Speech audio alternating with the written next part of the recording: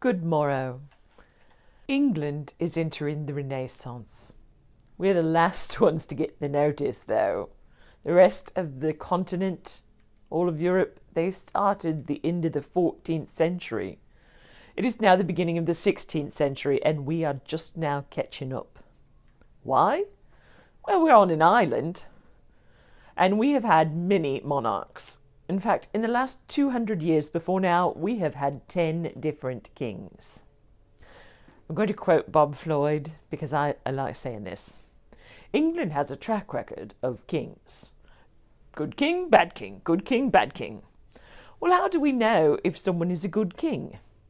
There are two rules of being a good king, and these rules have nothing to do with the monarch's humanity or morality. Instead, the two rules are much more basic. First, hang on to everything that thou didst receive, and pass it on. If at all possible, make it bigger. More wealth, more land, more horses. Second, have sons, male heirs of thine own, preferably legitimate ones, but we will make do if need be. Sir Gawain Clifford shall begin by telling thee about Edward III.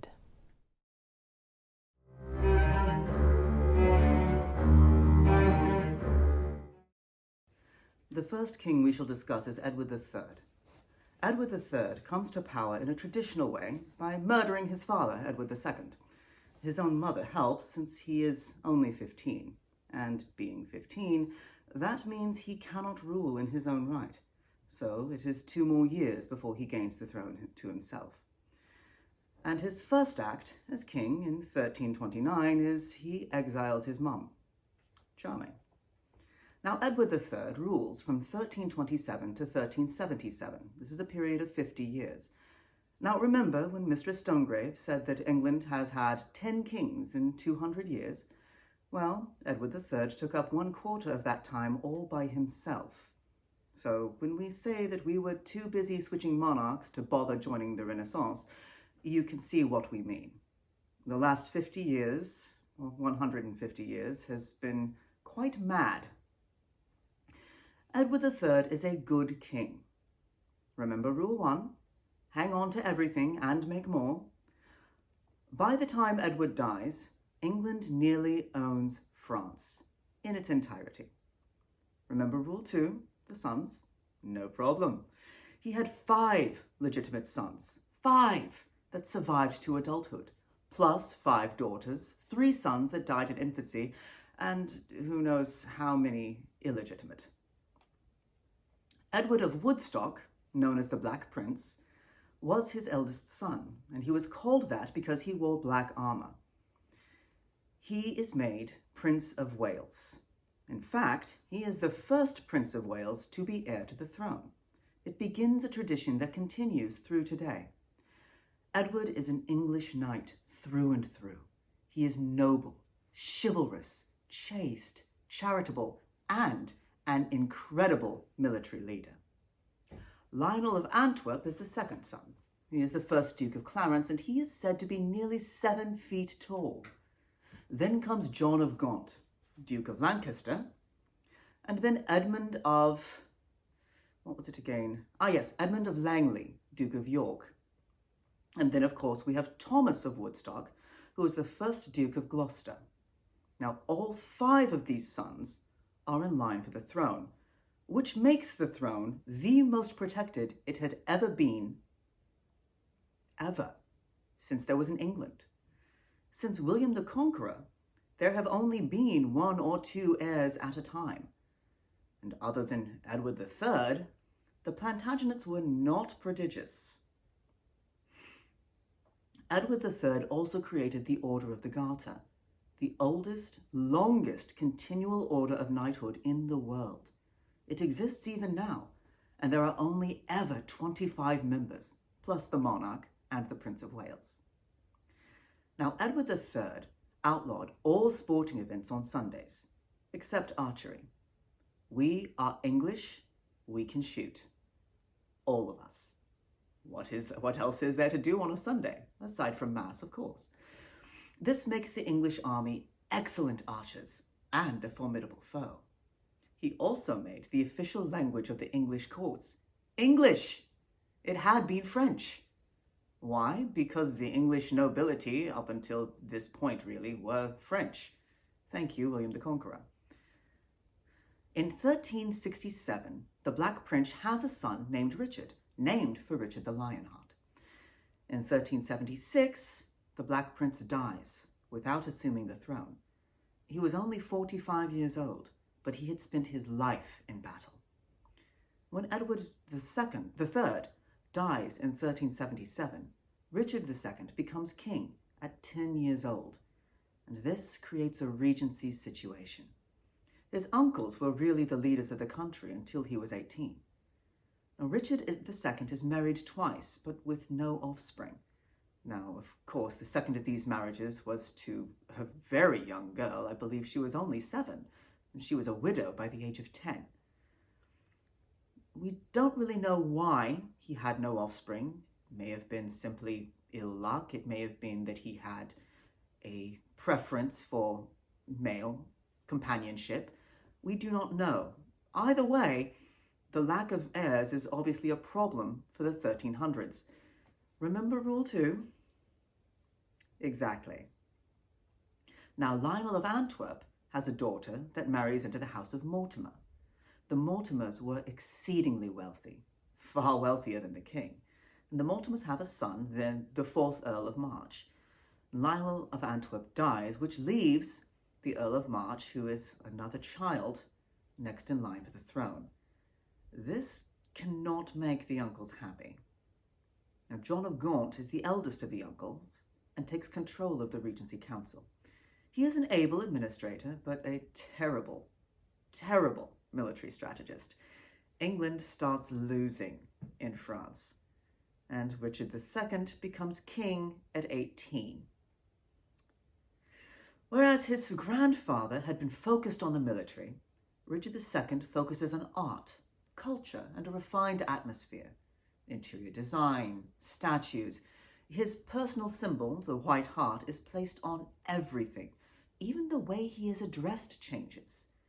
He prefers Royal Majesty or High Majesty over the previous use of Highness, and we still use that to this day.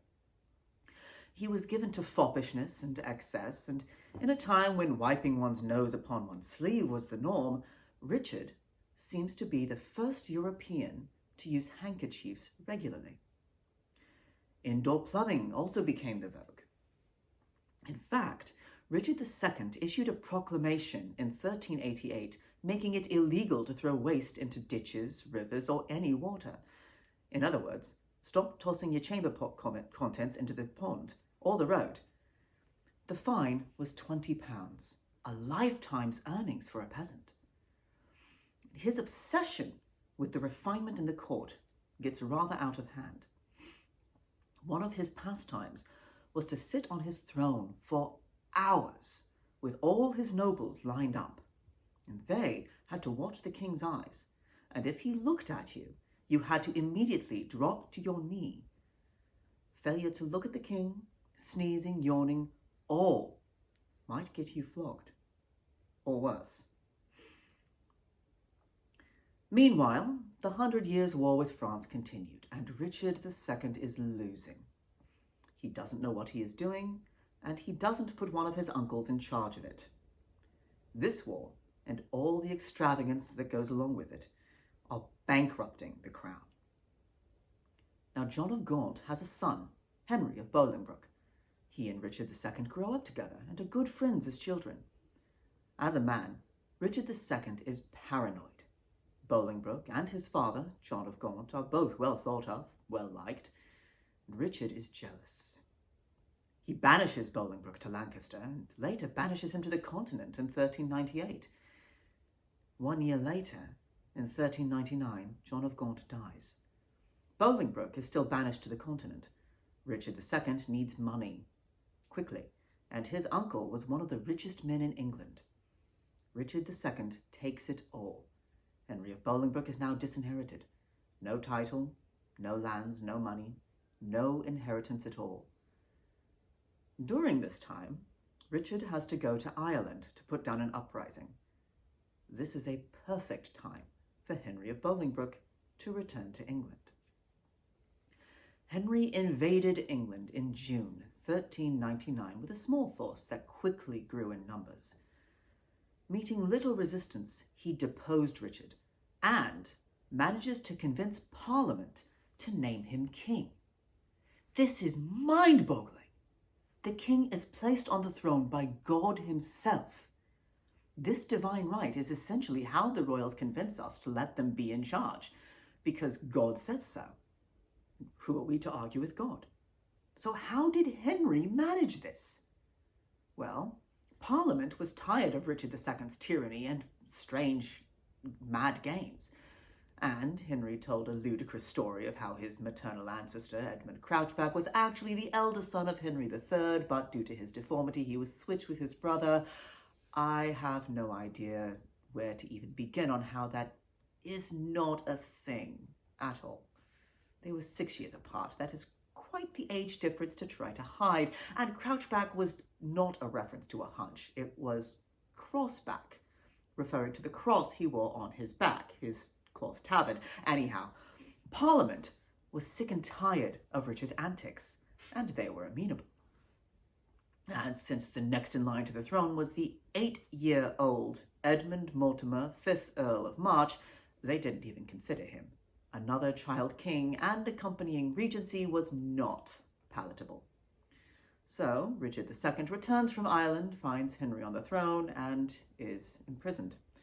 For the next 4 months, there are Richard II sightings and even a failed rebellion. Richard cannot be left alive and is quickly dispatched. He is thought to have been starved to death in captivity, though there are still questions about that. His body, however, was put on public display in London to show the people that, 1, he was in fact dead, and 2, that he had not been violently murdered.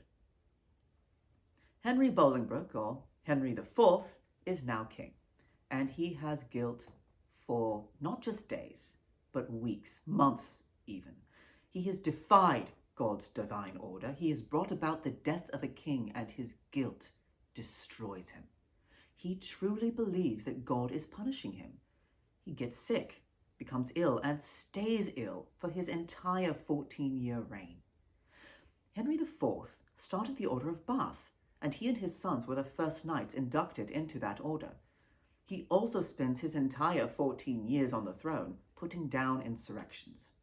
The people are none too happy about him taking the throne. His son, Henry, later to become Henry V, takes control of the army.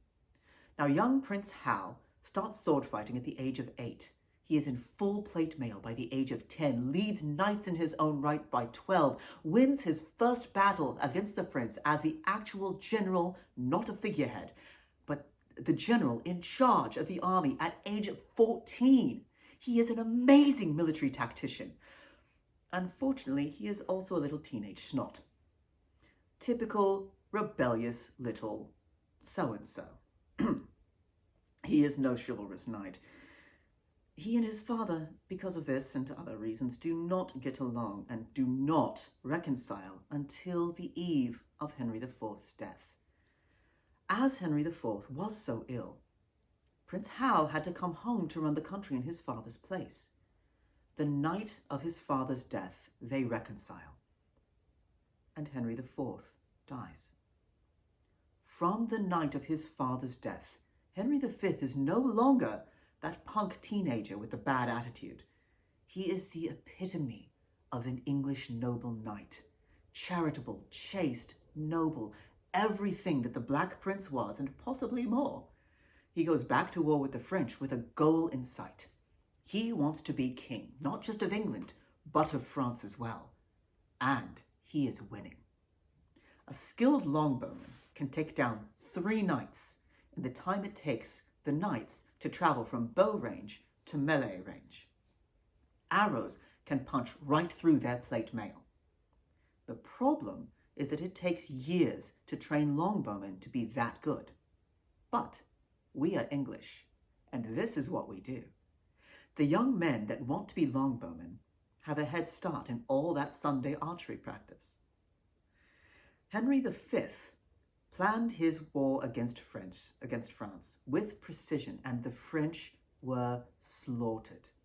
The final battle of that campaign was Agincourt, and that we will speak of at a later date.